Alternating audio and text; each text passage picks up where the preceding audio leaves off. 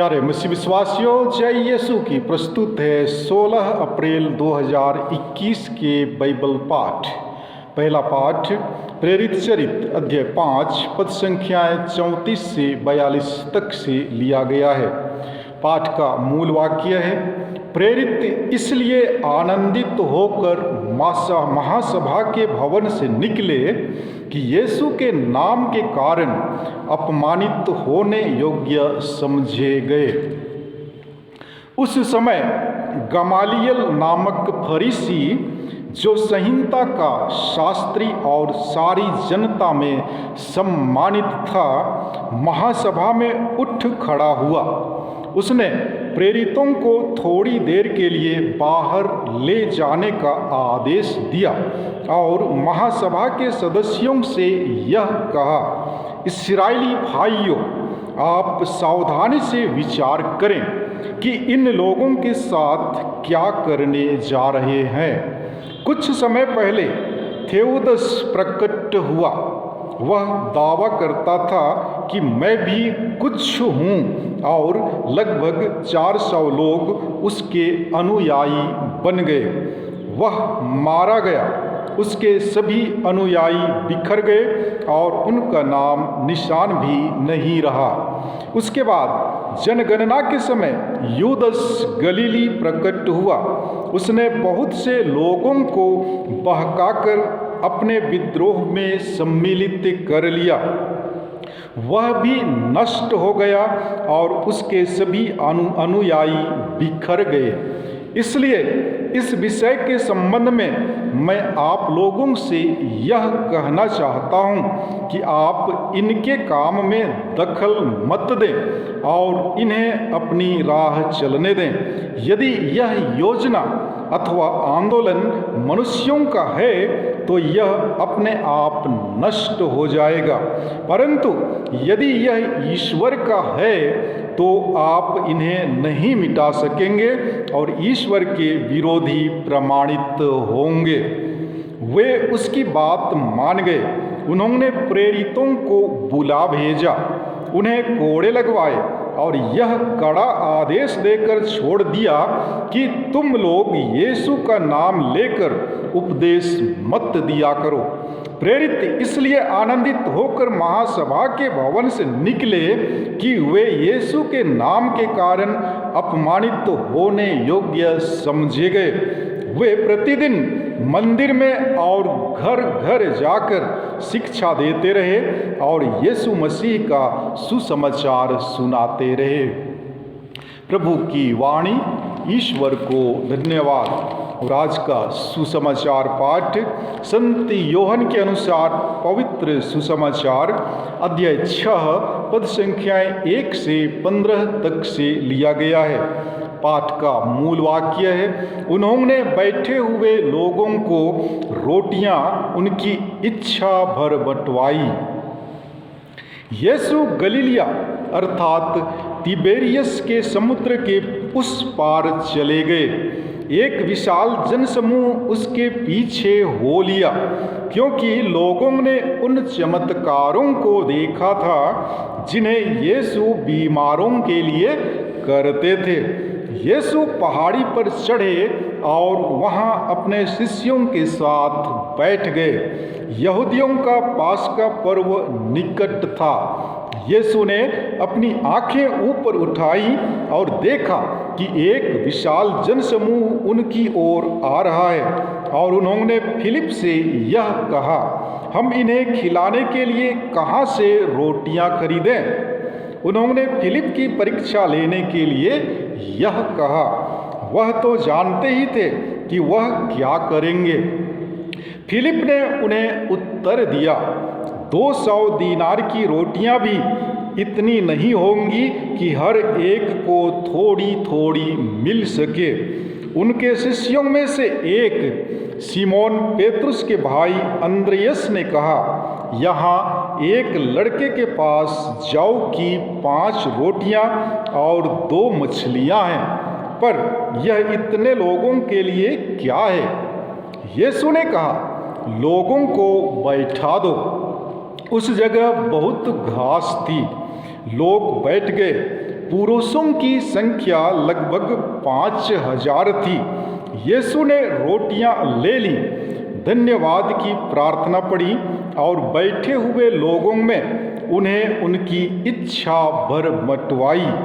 उन्होंने मछलियां भी इसी तरह बंटवाई।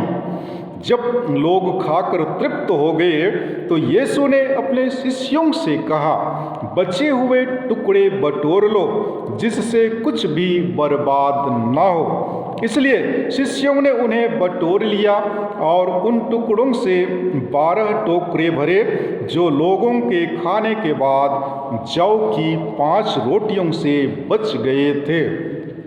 लोग यीशु का यह चमत्कार देखकर बोल उठे, निश्चय ही यह वह नबी है जो संसार में आने वाले हैं। यीशु समझ गए कि वे आकर मुझे राजा बनाने के लिए पकड़ ले जाएंगे, इसलिए वह फिर अकेले ही पहाड़ी पर चले गए। प्रभु का सुसमाचार। हे ख्रिस्त, तेरी स्तुति हो। प्यारे मसीह विश्वासियों, आज के पहले पाठ में हमने गमालियल का हस्तक्षेप के बारे में सुनते हैं। जी हाँ, पवित्र आत्मा से शक्ति संपन्न होकर प्रेरित गण पुनर्जीवित यीशु का सुसमाचार यरूशलेम में सुनाने लगे, जो यरूशलेम के गली गली में फैलने लगी और विश्वासियों की संख्या बढ़ने लगी। विश्वासियों की बढ़ती संख्या को देखकर फरीसी और शास्त्री घबराने लगे और महासभा के द्वारा प्रेरितों को मार डालने का निर्णय लिया गया था, जो गमालियल को उचित नहीं लगा। इसलिए वह नए आंदोलन पर महासभा में नए सिरे से विचार विमर्श करने की पहल करता है। तत्कालीन 2 आंदोलनों का नेतृत्व करने वाले थेओदस और यूदस गलीली का हवाला देकर प्रकाश डालता है कि उन दोनों क्रांतिकारी नेताओं के मारे जाने पर उनके अनुयायी तितर बितर हो गए और दोनों आंदोलनों का अंत हो गया। अतः महासभा को चेतावनी देते हुए वह कहता है कि प्रेरितों के आंदोलन पर दखल ना दें, उन्हें अपनी राह चलने दें, क्योंकि यदि यह आंदोलन मनुष्यों का है तो अपने आप खत्म हो जाएगा। यदि यह ईश्वर का है तो वे इसे नहीं मिटा पाएंगे, उल्टे वे ईश्वर विरोधी प्रमाणित होंगे। गमालियल की बातें सबको भाती हैं, फिर भी वे प्रेरितों को कोड़े लगवाकर और ईसा के नाम का प्रचार नहीं करने का कड़ा आदेश देकर ही जाने देते हैं। यहूदी प्रथा के अनुसार किसी दोषी व्यक्ति को एक कम 40 कोड़े मारे जाते थे। यह उल्लेखनीय है कि कोड़े खाकर प्रेरित आनंदित होते हैं, क्योंकि उनको लगता है कि वे ईसा के नाम के कारण अपमानित होने के योग्य समझे गए हैं। प्यारे भाइयों बहनों, पुनर्जीवित प्रभु यीशु ने हमें भी सुसमाचार प्रचार प्रसार के लिए चुना है। हम प्रभु के सुसमाचार को फैलाने के लिए जरूर कार्यरत हैं। जी हाँ, हम कई तरह से प्रभु के सुसमाचार को दुनिया के कोने कोने तक पहुंचाने की कोशिश जरूर कर रहे हैं, और जब तक इस संसार में जीवित हैं हमेशा प्रयत्न करते रहने की आवश्यकता है। ये भी सत्य है कि जो भी व्यक्ति प्रभु के सुसमाचार प्रचार के लिए कार्य करता है उन्हें कई प्रकार के कठिनाइयों का सामना करना पड़ता है। इस स्थिति में बहुतों का विश्वास डगमगाने लगता है, हम विश्वास में कमजोर हो जाते हैं। लेकिन ये भी सत्य है कि किसी व्यक्ति ने प्रभु के सुसमाचार के खातिर दुख तकलीफें एवं कठिनाइयाँ उठाई हैं, वह प्रभु के द्वारा आशीषित हुआ है। अतः आज का पहला पाठ हमें अपने विश्वास में अडिग रहने के लिए आमंत्रित करता है।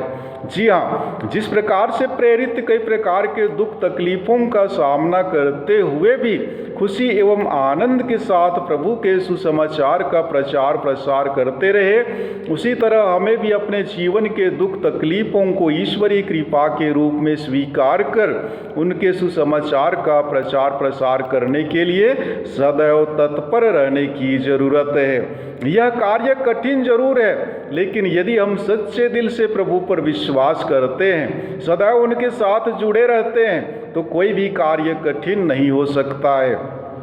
यदि हम प्रभु से जुड़े रहते हैं तो पुनर्जीवित प्रभु यीशु पवित्र आत्मा की कृपा दानों से हमें विभूषित करेंगे और पवित्र आत्मा की शक्ति से संपन्न होकर हम भी उन प्रेरितों की तरह प्रभु के सुसमाचार का प्रचार बेहिचक कर सकते हैं। अतः हम प्रार्थना करें कि पुनर्जीवित प्रभु यीशु हमें पवित्र आत्मा के सातों वरदानों से विभूषित करे, ताकि हम विश्वास में मजबूत बन प्रभु की योजना अनुसार जीवन यापन कर सकें। और आज के सुसमाचार पाठ में सबसे पहली बात यह बताई जाती है कि हमें हर दिन कई मौके दिए जाते हैं, परंतु कई बार हम उन मौकों का फायदा उठाने की जगह उन्हें यूं ही जाने देते हैं।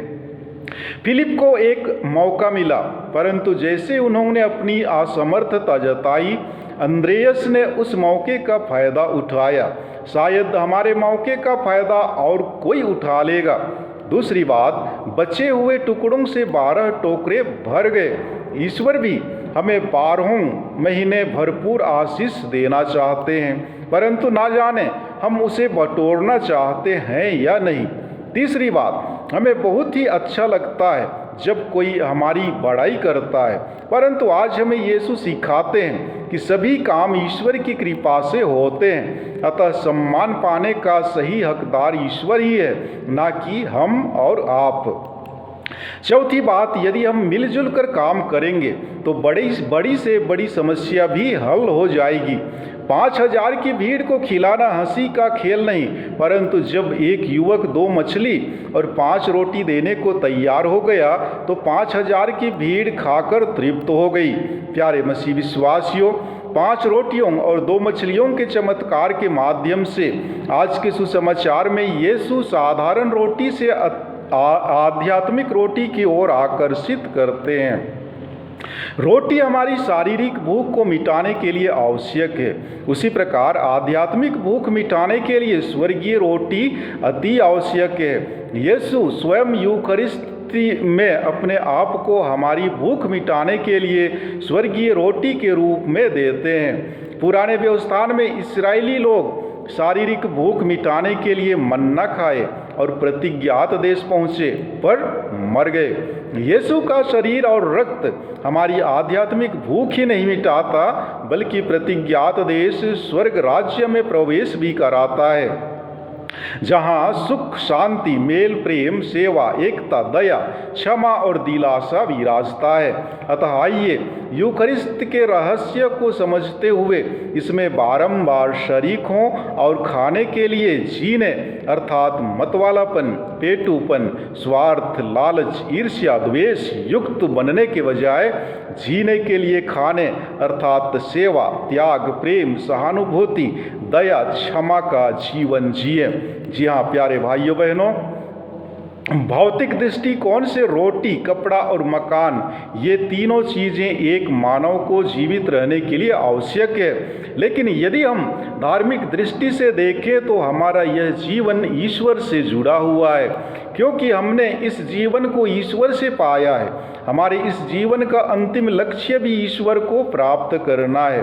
प्रभु यीशु क्रिस्त ने इस संसार में आकर हम सभी को एक नया जीवन दिया है। आज यीशु इसी तरह हम सभी को दूसरे के जीवन का सहारा बनने का निमंत्रण दे रहे हैं। हम प्रार्थना करें कि ईश्वर की कृपा से हम भी दूसरों का सहारा बनकर उन्हें जीवन दे सकें। आमीन। प्यारे मसीह विश्वासियों, आपसे आग्रह है कि यदि आपने मेरा चैनल सब्सक्राइब नहीं किया है तो कृपया सब्सक्राइब करें, लाइक करें, कमेंट करें और शेयर ज़रूर करें, ताकि अधिक से अधिक लोग प्रभु के वचन को सुन सकें। धन्यवाद।